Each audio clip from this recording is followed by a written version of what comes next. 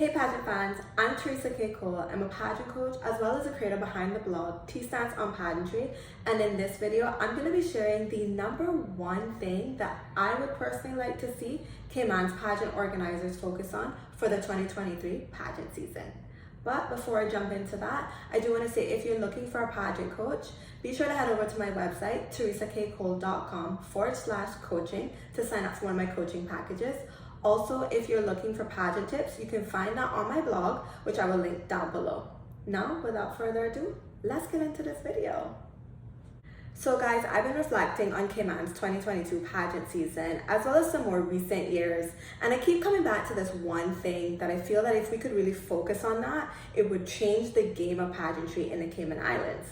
So the number one thing that I personally would love to see pageant organizers focus on here in Cayman is to be more selective during the recruitment process, specifically for our top tier pageants.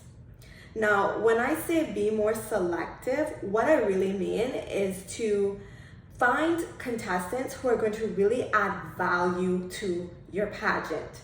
And I'm going to talk a little bit about what that means and like what that would look like and why we should just focus on it. So when I say find more contestants who are going to add value to your pageant, what I mean is to look for contestants that possess the qualities that your pageant is truly looking for, that possess the values that your pageant embodies, and most importantly is to find more contestants who have the skills, the talent, and the drive to excel in the competition. Because make no mistake, this is absolutely a competition, okay? And the reason I think it's really important to focus on finding those women who have the skills, talents, and drive is because here in Cayman, our pageant journey on average lasts about 3 months long. And during that 3 months, contestants are meeting maybe 1 to 2 times per week to train. And we all know that a lot of girls rely heavily on the training they receive from the organizers in order to prepare them for the competition. But unfortunately, that training is just not enough for this caliber of pageantry. So, and also if you combine with that the fact that our local pageant is so close to the international pageant that it's not even giving the title holder a whole lot of time to train and adequately be prepared for the competition that she's about to embark in. So I think that if we're gonna stick with this 3-month timeline, we really need to focus on finding those women who are coming in with a certain level of skills and talent and drive.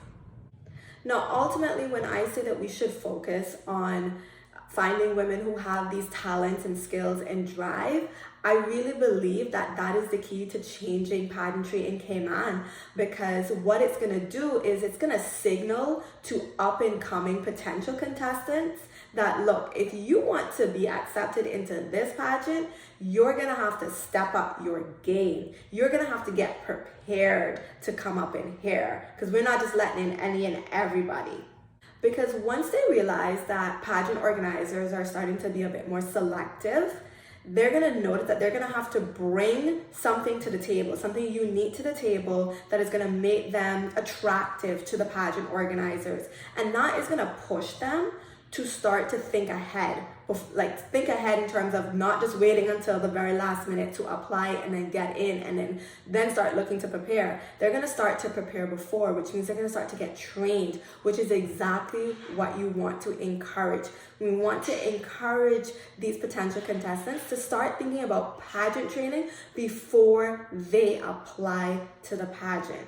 Now, I know it might be difficult to be more selective initially because Cayman is a small community and essentially what you'll be doing is turning people away. And I know that can be awkward, but honestly, it's all in the way you do it. I think that if you were to say to a potential contestant, thank you for your application. We see a lot of potential in you. However, we don't feel that you are quite ready to compete.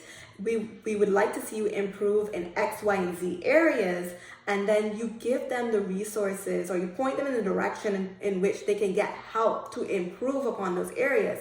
And that's mostly through pointing them to pageant coaches. And as organizers of pageants, I believe they all know who we are in the industry. You know, you can point them in the right direction so that they can get the help that they need, so that the next year they can come back and be stronger than they were before. And ultimately, that's gonna help add value to the pageant, because what it's gonna do is it's going to make the show more entertaining for people to want to follow along, because they're gonna realize that these girls are bringing something to the table, and it makes it more enticing for people to show up and watch it and cheer and really support it. So that would be my thing. So in conclusion, that is really what I would love to see from our pageant organizers, is to just be more selective in who we allow to compete, and to give contestants, potential contestants, the resources that they need in order to make themselves more well-rounded, so they can have a better shot at placing in that final 3. Because ultimately, when we send a title holder away to compete, she's competing against women who have been doing this since the day they could walk. And some of them have entered pageant upon pageant upon pageant, and so they have so much experience. So we need to do things that are gonna catch us up a little bit, kind of close that gap for us. And I know we have a long way to go, and this is one step in that long journey, but I think it's one step that's gonna really, really help. All right, thank you guys so much for tuning into this video. If you enjoyed it, please hit the like button. If you want more pageant content, please do hit subscribe, because there will be more to come. I want to hear from you guys though. What do you guys also think are some ways that we can improve pageantry here in the Cayman Islands? This is just one thought I had, but obviously I do have many more, and I hope to share that with you in the coming year. So thank you so much for tuning in, and have a great day. Bye.